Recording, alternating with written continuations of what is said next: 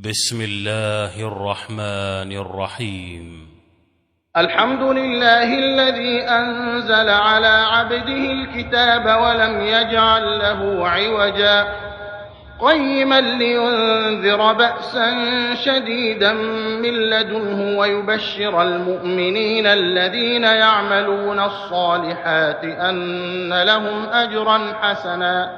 ماكثين فيه أبدا وينذر الذين قالوا اتخذ الله ولدا ما لهم به من علم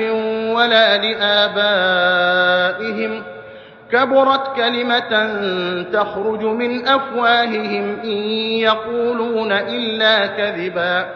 فلعلك باخع نفسك على آثارهم إن لم يؤمنوا بهذا الحديث أسفا إنا جعلنا ما على الأرض زينة لها لنبلوهم أيهم أحسن عملا وإنا لجاعلون ما عليها صعيدا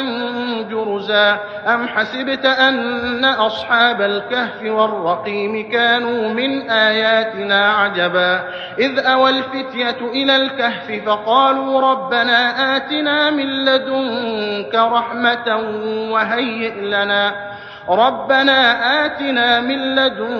رحمة وهيئ لنا من أمرنا رشدا